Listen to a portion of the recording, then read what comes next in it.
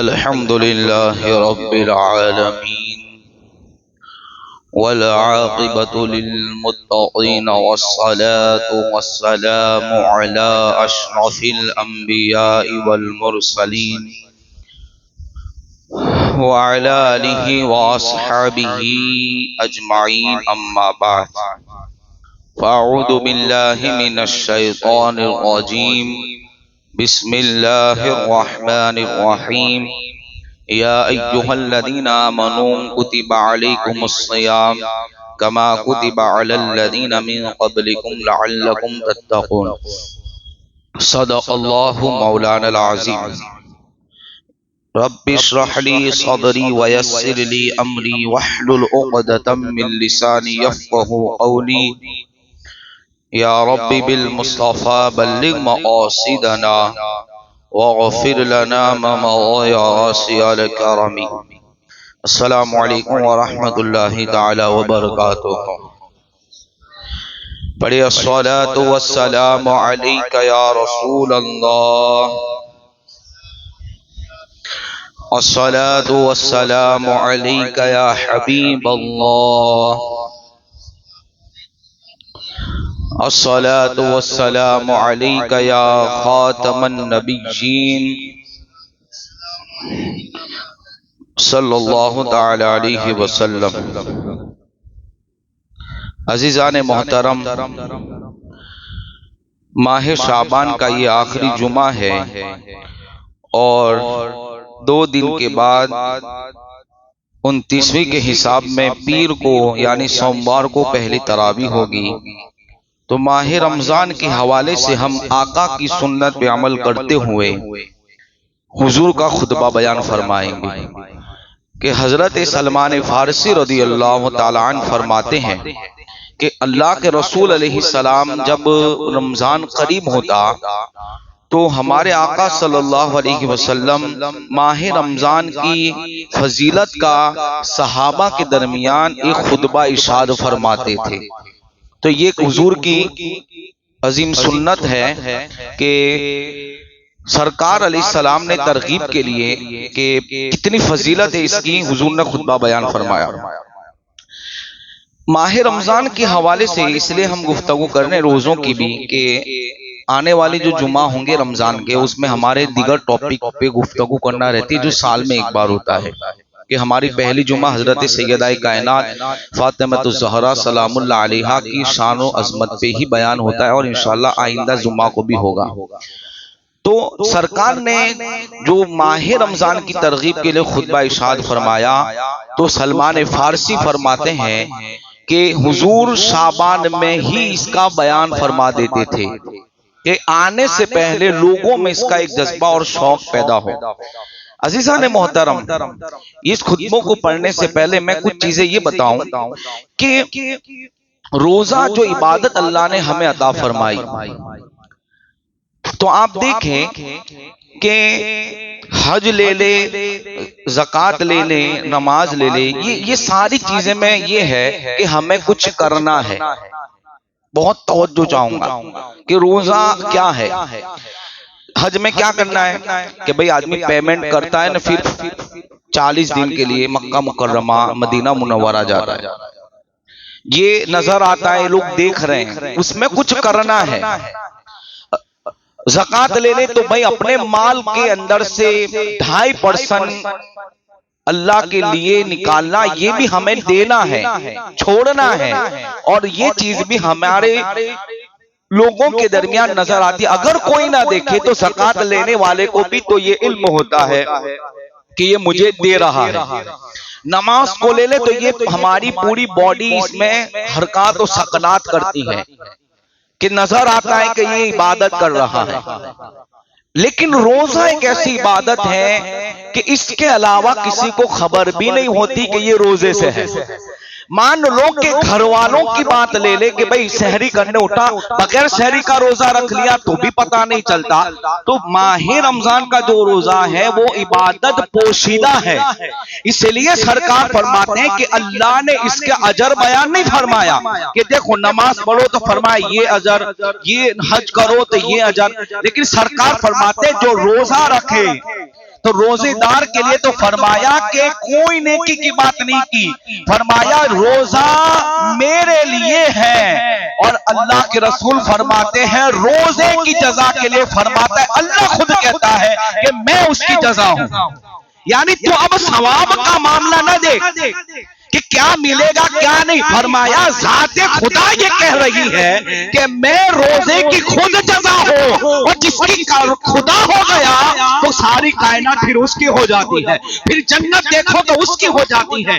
तो ये चीज नजर नहीं आती। पता चला कि जिस इबादत में इखलास हो उसके अंदर अल्लाह ने अजर बहुत बड़ा रखा है। दिखावा ना हो, किसी को बताने का मकसद ना हो। ये और बात है, अगर कोई पूछ लिया आप बता दिया ये अलग चीज है, लेकिन बज़ाहिर ये चीज नजर नहीं आती। तो हर इबादत नजर आती है, रोजा नजर नहीं आता। तो अल्लाह ने उसकी जजा जो रखी है तो फरमाया रोजा मेरे लिए है, मैं खुद उसकी जजा हूं। और अल्लाह के रसूल फरमाते लोगों सुनो, जिस वक्त रोजेदार जन्नत के लिए निकलेंगे जाने के लिए तो रैयान नाम का दरवाजा उसे खड़ा होकर पुकारेगा, ए रोजेदारों आ जाओ, तुम्हारे लिए अल्लाह ने स्पेशलिस्ट गेट रखा है जिसके जरिए तुम्हें खुदा जन्नत में दाखिल करवाएगा। तो उस वक्त जो लोग रोजा नहीं रखते वो कफे अफसोस करेंगे कि आज हमारे लिए कोई आवाज देने वाला नहीं है। लेकिन कुर्बान जाइए, जो रोजादार होगा उसके लिए स्पेशलिस्ट अल्लाह की तरफ से एक गेट होगा जिसको रैयान कहा जाएगा, और वो कहेगा यहां से दाखिल हो जा। तो अल्लाह तबारक व तआला कहेगा मैं तेरी जजा हूं, मैं खुद तेरी जजा हूं, इसलिए कि वो नजर नहीं आता। इसी तरह आप देखें कि रोजा क्या है, फर्ज है। दूसरी इबादत में कुछ करना है, तवज्जो है सबकी। दूसरी इबादत में कुछ, अभी मैंने तफसील बता दी, अब टाइम नहीं है, लेकिन रोजा में छोड़ना है। रोजे में क्या है, छोड़ना है। सब में करना है, नमाज पढ़नी है, हज करना है, हर चीज करनी है। रोजे में छोड़ना है। क्या छोड़ना है, कहा सुबह का सवेरा हो जाए गुरूब आफताब तक हलाल चीज को भी छोड़ना है। तवज्जो, बीवी हलाल है उसको भी शहवत से टच करना नहीं है, हलाल है खाना नहीं है, हलाल शरबत है पीना नहीं है। क्या करना है, कहा उसको छोड़ना है, उसको रोजा कहा गया है। और फिर कहा उसकी जजा मैं खुद हूं, उसकी जजा में खुद। दूसरी इबादत करनी है, रोजा क्या है, छोड़ना है। वो चीजें छोड़नी है जो हलाल भी है, वो चीजें छोड़नी है जो हमारा मैदा हमारा हलक मांग रहा है। कहा इसलिए तो अल्लाह ने। अच्छा एक बात दूसरी, मैं उधर चला जाऊंगा, मुझे बहुत प्यारी ये बात याद आई। क्या है, अल्लाह के रब की बंदे से मोहब्बत के हवाले से ये आया कि एक माँ नहीं 70 माओं से ज्यादा अल्लाह अपने बंदे से प्यार करता है। एक माँ की मोहब्बत में बेटा कुर्बान को जी चाहे, रब 70 माओं से ज्यादा मोहब्बत करता है। तो फिर भूखा क्यों, सवाल पैदा हुआ। माँ तो नहीं चाहेगी कि बेटा दोपहर का खाना वेट कर, खा, खिलाएगी, रात को खिलाएगी। दिन में अगर वो पानी नहीं पीता तो ये पूछेगी पानी कितना पिया, ज्यादा पिया कर, तेरी सेहत के लिए अच्छा है। तो यहाँ 70 माओं की मोहब्बत, फिर भी ये कहा गया छोड़ दो। और फिर सरकार फरमाती, इस हदीस को ध्यान में रखना तब ये बात समझ में आएगी, बहुत बड़ी बात। हदीस पाक में आया रोजा रखो और तंदुरुस्त हो जाओ। लेकिन वज़ाहिर तो हम विटनेस में हो जाते हैं, यानी विटनेस होती है जिसम में कमजोरी आती है, हमें भूख लगती है। तो फिर तंदुरुस्ती की बात सरकार ने की, तो उसके पीछे क्या है, ये खास बात। अब इस हदीस को समझे, सरकार ने ये कह दिया तंदुरुस्त हो जाओ, मतलब हो गया। ये नहीं कि शक हो गया, होगा कि नहीं होगा, ये खाऊंगा तो मेरी जिस्म को फायदा देगा कि नहीं, भूखा रहूंगा, ये कोई बात नहीं। कहा तंदुरुस्त हो जाओ। सरकार कहते सेहत मिलती है रोजा रखने से, और रब 70 माओं से ज्यादा मोहब्बत करता, फिर भी भूखा प्यासा। अब देखे रब की मोहब्बत और सरकार का फरमान। इस बीच में मैं आपको समझाता हूं वजह क्या है। तो अब देखे चूंकि मॉडर्न जमाना है तो मैं साइंस के एतबार से कहता हूं, ऑस्कर यूनिवर्सिटी का एक पादरी, यूरोप की मशहूर स्कॉलर, वो कहता है, अब तवज्जो से सुने, इसलिए कि अब क्या है कि दुनिया मेडिकल फायदा मांगती है, उखरवी फायदा बहुत कम, कि दवा का फायदा, डॉक्टर ने कह दिया तो हम सुबह से लेकर 10 बजे तक भूखे भी रह सकते हैं, रोज रहना पड़े तो रोज रहना पड़ेगा। डॉक्टर ने कह दिया ये चीज खाओ, ये चीज ना खाओ। तो अब चूंकि मेडिकल के हिसाब से मैं आपको इस हदीस और अल्लाह की जो बात है कि मैं मोहब्बत करता हूं ये समझाता हूं। वो कहता है कि मुझे स्टमक का प्रॉब्लम था, पेट का प्रॉब्लम था, पेट सूज जाता था। अब देखिए जब उनके यहां उन्हें कुछ नहीं मिलता तो फिर हर एक इस्लाम की पनाह में आना चाहता है, चाहे लोग गाली दे, चाहे लोग इस्लाम को कुछ भी कहे, लेकिन जब उनकी प्रॉब्लम होती है तो हमारा मजहब उनकी प्रॉब्लम का हल निकालता नजर आता है। फिर सॉल्यूशन भी हमारा मजहब देता है, फिर उसका हल मेरे मुस्तफा का फरमान देता है। वो कहता है मैं तो यहूदी पादरी हूं। उसकी एक जुमले पे गौर करे, वो कहता है लोगों सुनो, मुसलमान तुम खुश नसीब हो कि तुम्हें रमजान मिला है। अगर रमजान के अलावा कुछ भी ना मिलता रब की तरफ से तो तुम्हारे लिए बहुत बड़ी नेमत है। ये जुमला सुन के, ये पढ़ के मेरे होश उड़ गए कि ये कह रहा है रमजान नेमत है। गौ सुभान अल्लाह। वो ऑक्सफोर्ड यूनिवर्सिटी का स्कॉलर कह रहा है कि तुम्हारे लिए रब की तरफ से रोजा नेमत है, नेमत है। नेमत का मतलब समझते हो? औलाद क्या है, रिस्क क्या है, माँ बाप क्या है। अगर ये छीन जाए तो आदमी मायूस हो जाता है। औलाद ना हो, नेमत ना हो, इंसान की जिंदगी जो है हजीरन हो जाती है। माँ बाप ना हो, यतीम हो जाता है। रिस्क ना हो, तंगस हो जाता है। वो नेमत का लफ्ज लिख रहा है, मतलब का कुछ भी ना मिले, खाली रोजा मिल जाए मुसलमानों को रब की तरफ से बहुत बड़ी नेमत है।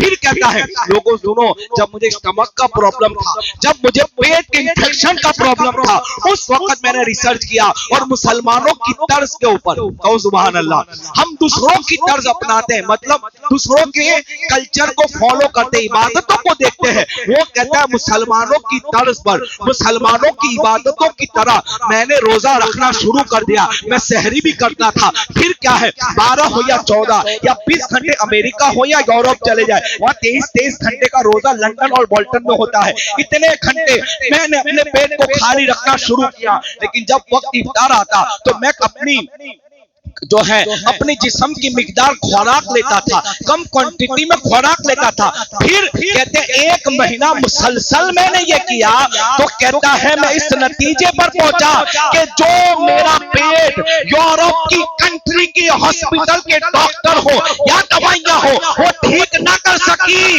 रोजा रख कर मैंने अपने पेट को ठीक कर दिया था।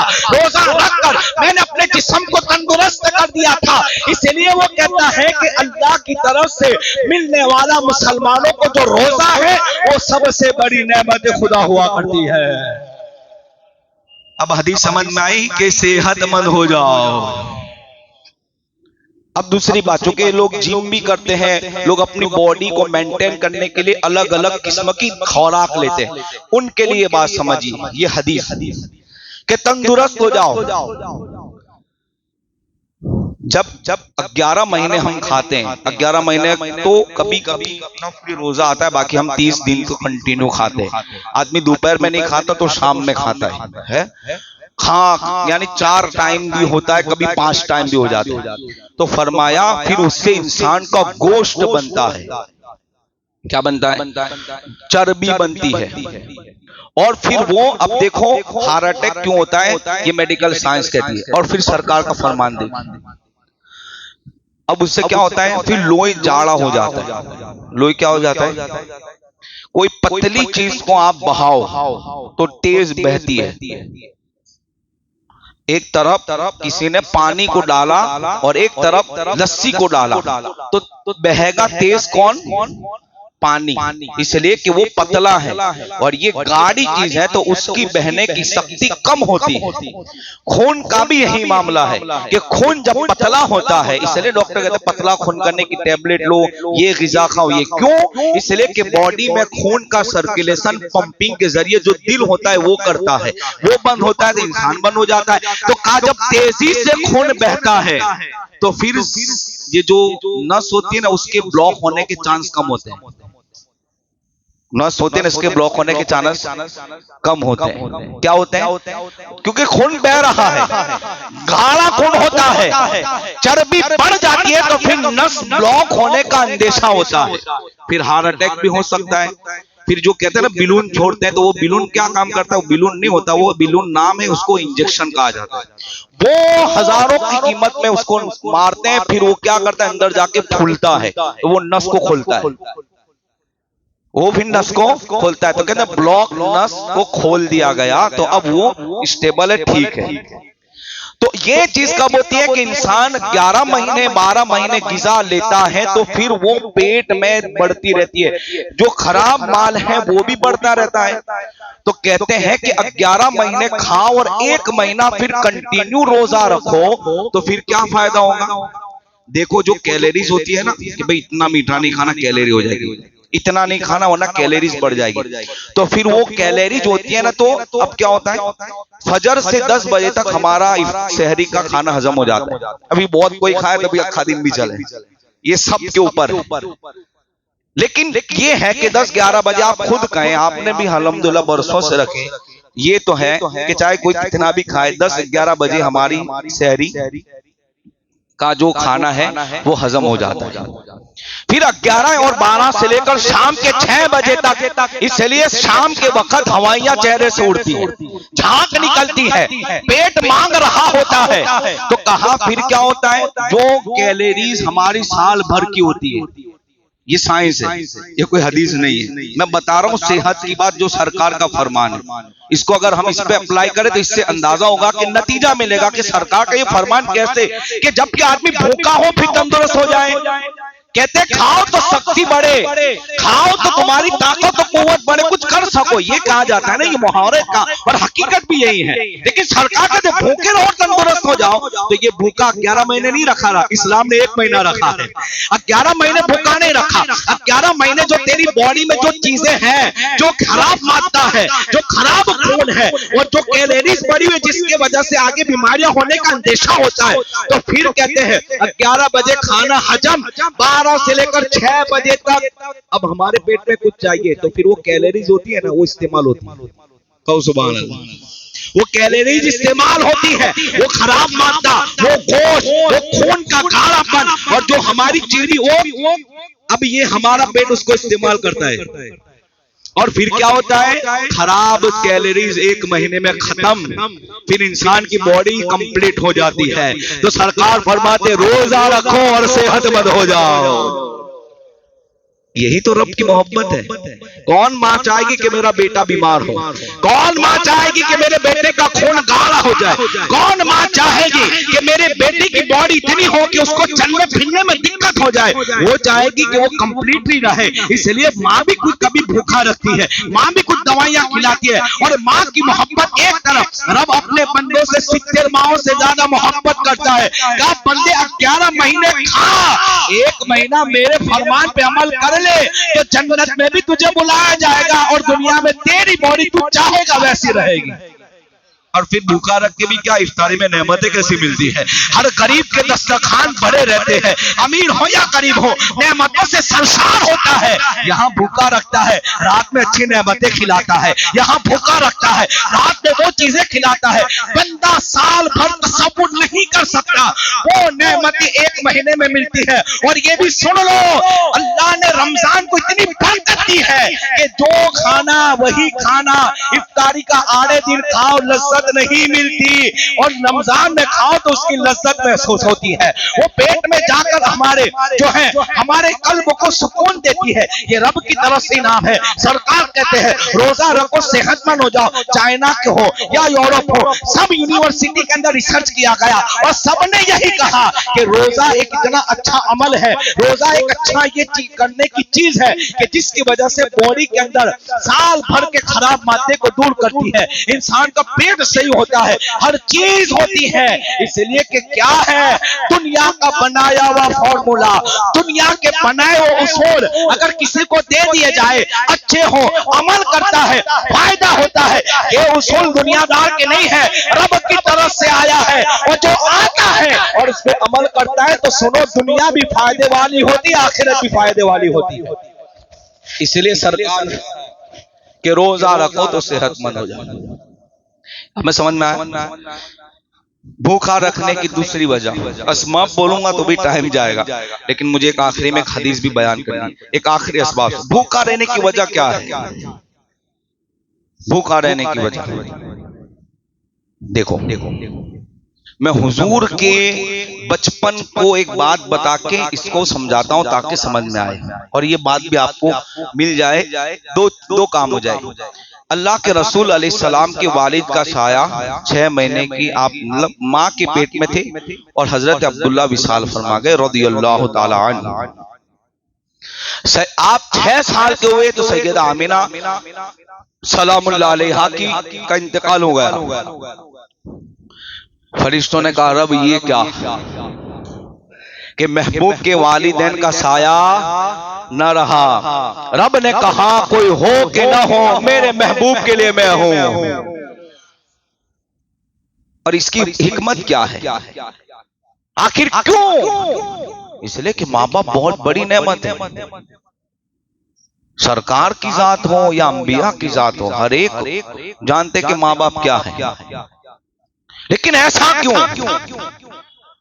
हालांकि रब को महबूब से इतना प्यार कि महबूब निगाह उठाए तो किबला भी बदल जाए, और महबूब कहते अल्लाह इसको जन्नत में भेज दे तो उस पर जन्नत भी वाजिब हो जाए। लेकिन वजह यह थी महबूब मुझे दिखाना था कि जब तेरे पास यतीम आए तो तू इस रास्ते से महबूब गुजरा है, तुझे दर्द यतीम का खबर है, तो उसको अपने गले से लगाए, इसलिए हमने ये किया था। ये हिकमत है। इसी तरह करोड़पति लोग तो 4-4 टाइम खाते हैं। अरे करोड़पति छोड़, अब तो हर कोई दो टाइम तो कोई एक, आज ऐसा नहीं है कि किसी के घर में एक टाइम खाना हो, हर एक के घर में 2 टाइम खाना, एक टाइम फुल चाय नाश्ता जरूर मिलता है। आदमी 11 महीने एक दिन ना हो कि उसके घर में फक्र हो, फाका हो, नहीं हो सकता, कुछ ना कुछ मिल जाता है, खाता ही है इंसान। करोड़पति के आदमी के दरवाजे पे कोई फकीर आएगा, उसको तो भूख का एहसास नहीं, इसलिए वो लात मारता है। रब ने कहा तू भी 1 महीना भूखा रहे, तुझे ये पता चले भूख क्या होती है। ये अमीरों के लिए है, या जो भी 2 टाइम खाना खाते उनके लिए सबक रखा रब ने कि तू भूखा रहेगा और तेरे दरवाजे पर बाद रमजान कोई गरीब आएगा और कहेगा मुझे भूख लगी है, खाना खिला दो, तो कहा उसका पेट माह रमजान में देख चुका होगा उसकी भूख की शिद्दत, उसकी प्यास की शिद्दत। इसलिए कि 11 महीने कभी वो भूखा नहीं रहा, वो भूखारियों का और भूखे लोगों का दर्द नहीं समझ सकता। इसलिए ये हिकमत रखी गई है कि अगर तेरे दर पे कोई भूखा प्यासा आ जाए और तू उसको खाना खिलाए, इस वजह से कि तुझे पता है कि भूख क्या होती है, इसलिए हिकमत रखी गई। ये हिकमत रखी गई। अब आगे आइए, माह रमजान आता है, हम रोजे रखते हैं। साहबी के कुरान ने क्या कहा? अब मैं आयत पे तो आ रहा हूं, अब मेरा मौजू शुरू हो रहा है इंशाल्लाह, तो हम फजर की नमाज में इसको हम बताएंगे। क्या कहा कि पिछली उम्मतों पे भी फर्ज किए गए, लेकिन याद रखना उम्मत मोहम्मदिया जैसे रोजे किसी उम्मत के पास नहीं थे। ये और इतने फजीलतें, इतने इनामात, इतनी बरकतें रब ने किसी उम्मत को नहीं अता फरमाए। कहा क्यों? कहा तू मेरे महबूब की उम्मत है, हम तुम्हें नहीं देखते, जिसकी उम्मत में बनाया गया उसी उस जात को देखते हैं। तो यारों पहले की उम्मत के रोजों के अंदर और हमारे रोजों की पाबंदियों में बहुत फर्क था, बहुत फर्क था।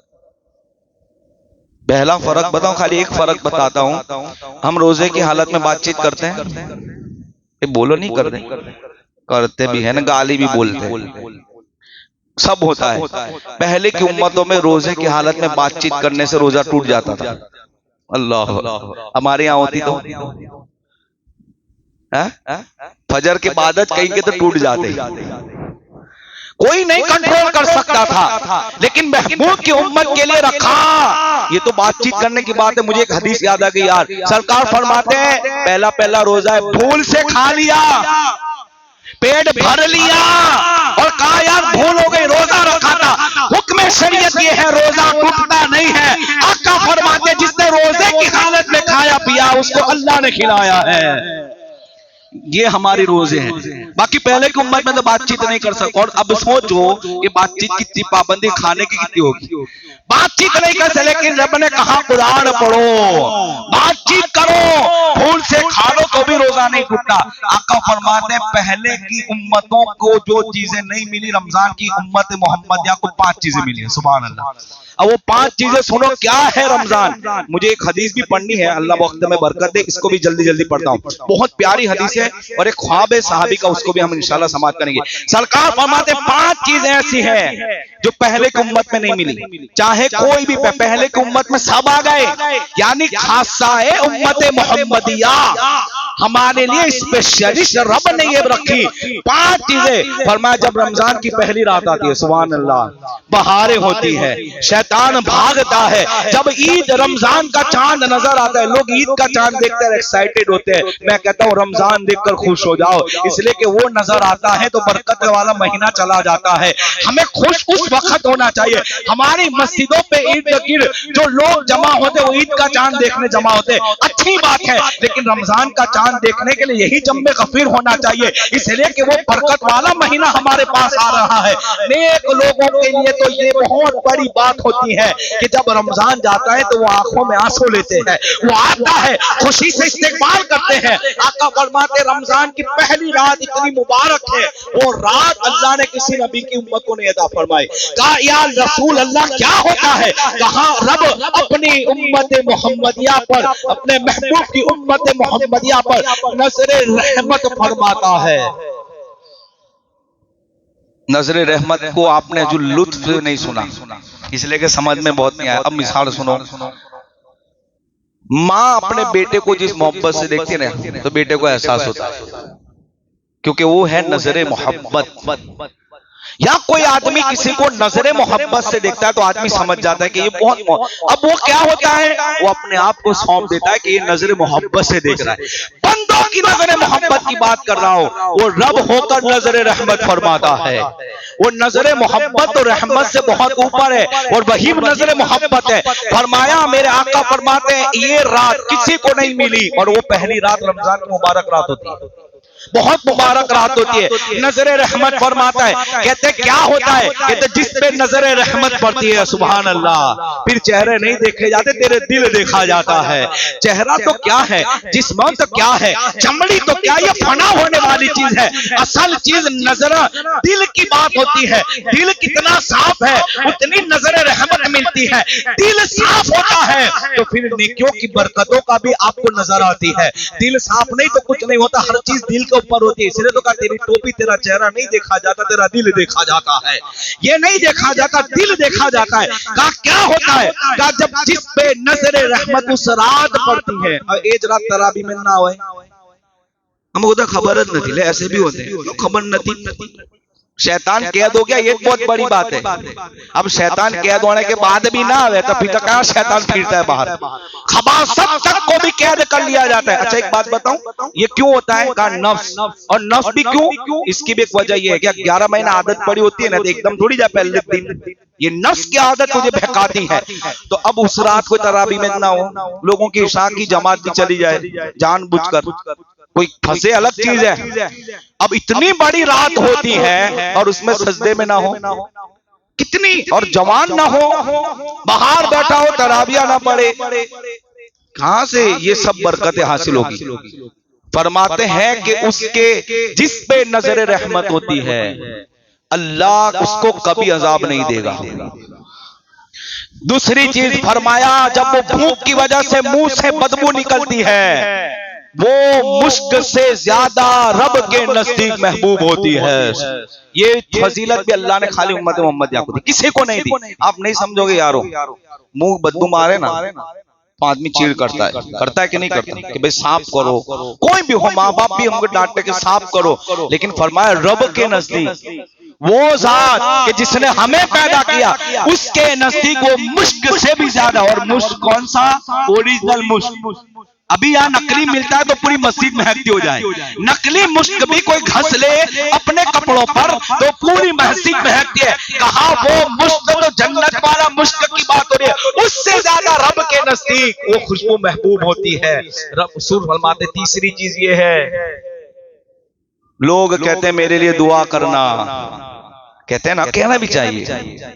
और ये बात हमेशा याद रखना, बहुत याद आई तो बता रहा हूं कि आदमी नमाज पढ़ के ये ना समझे कि हूं इसके पास दुआ करूं, भी नमाज तो पढ़ता हूं। हाँ भाई तेरी बात बराबर है, लेकिन हम बुजुर्गों को देखें, इमाम जाफर सादिक लोगों से कहते थे दुआ करना, जिनका नाम ले लो तो औलाद हो जाए।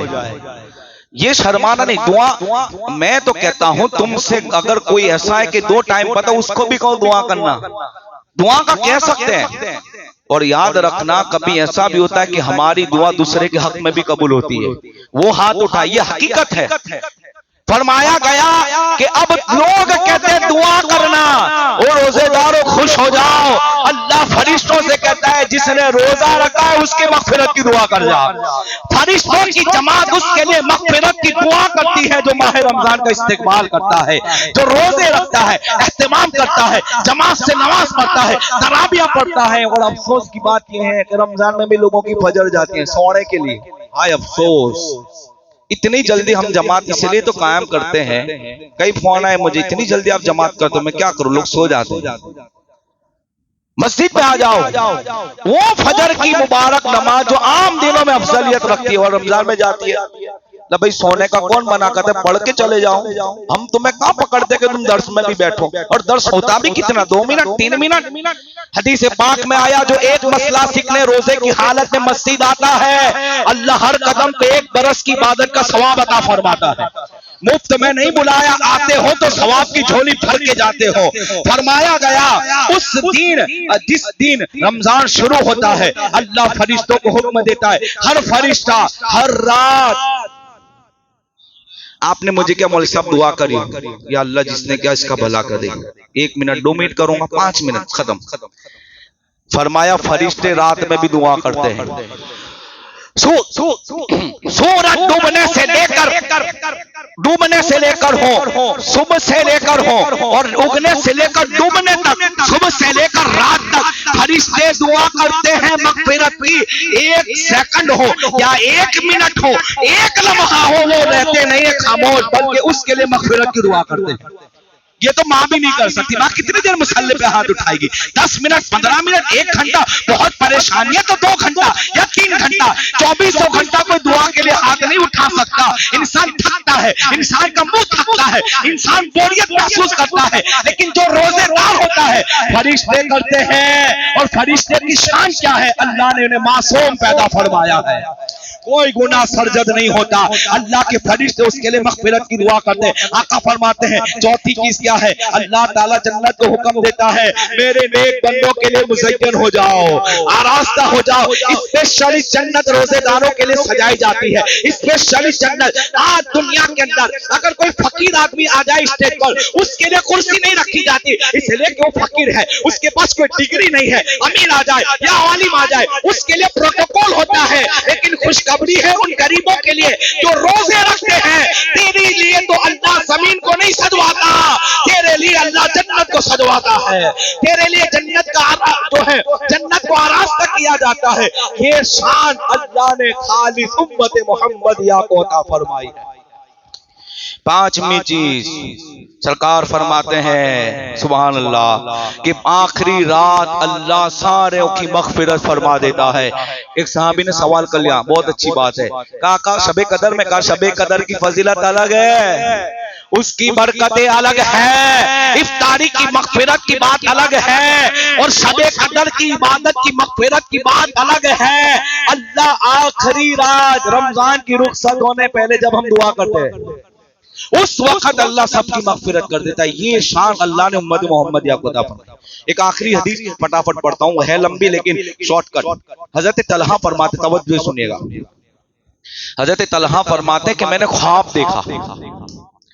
क्या देखा? क्या देखा?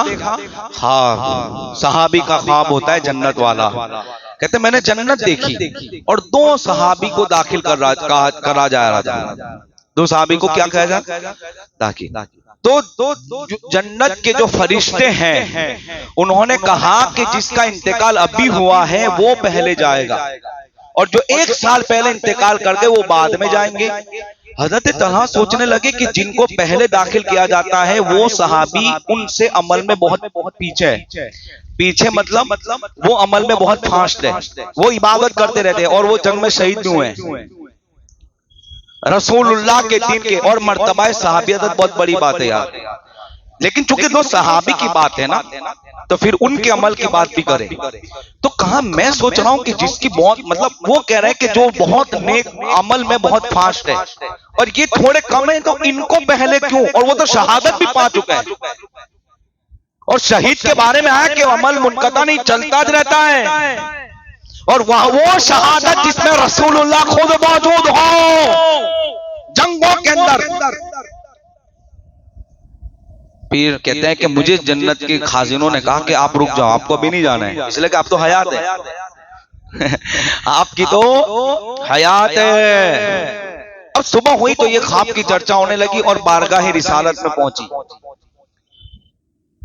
लोग कहते हैं दीवार के पीछे का इल्म नहीं था, लोग कहते हैं कल की खबर नहीं थी। मेरे मुस्तफा की तो ये शान है कि तू ख्वाब क्या देख रहा है उसका भी इल्म अता फरमाया है।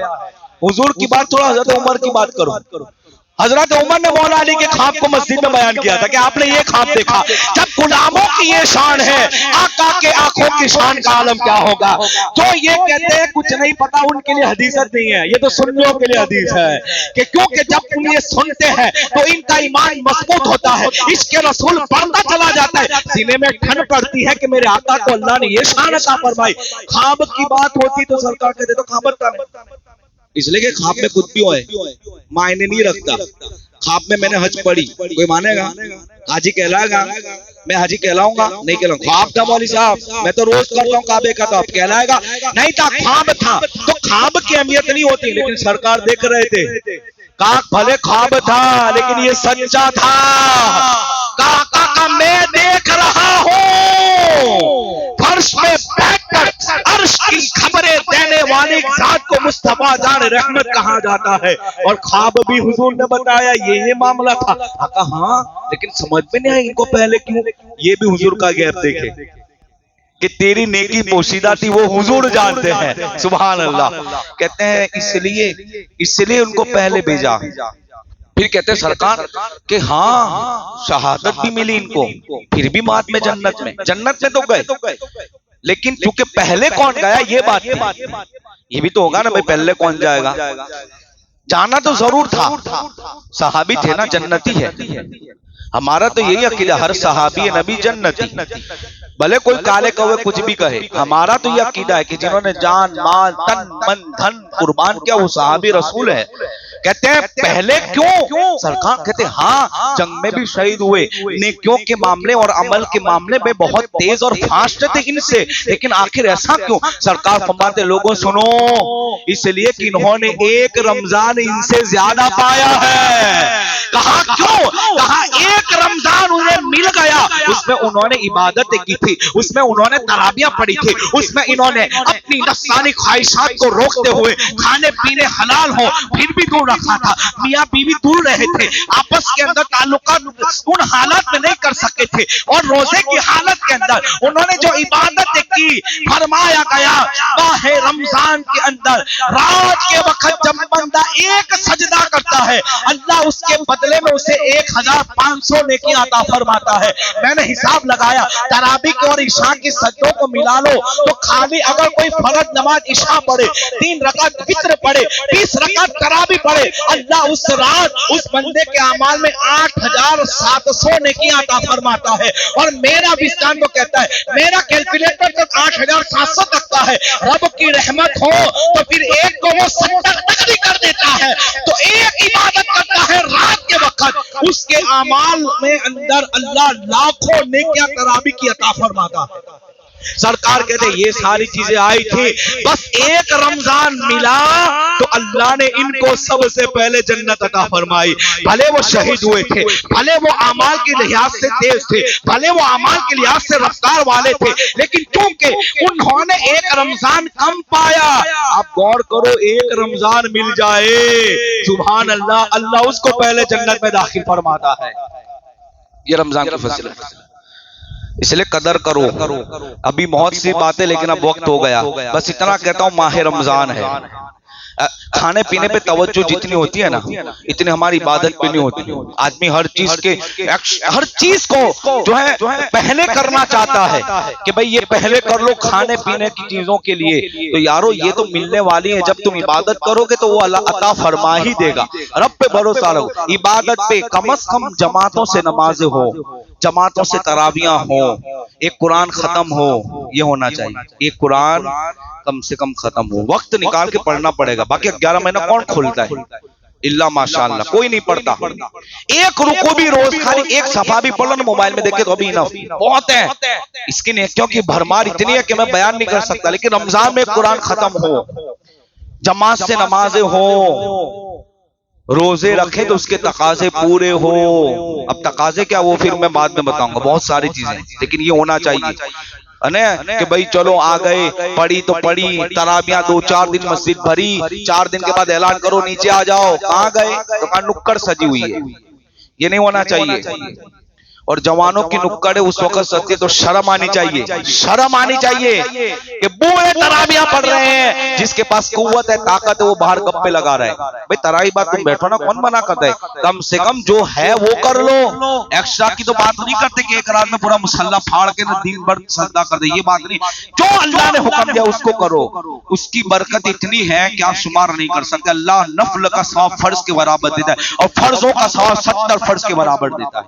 इसलिए माह रमजान की कदर करें, आने वाला महीना है, दुआएं करें कि अल्लाह सेहत के साथ हम सबको जो है रोजे की तौफीक अता फरमाए। अस्सलाम वालेकुम व रहमतुल्लाहि व बरकातहू।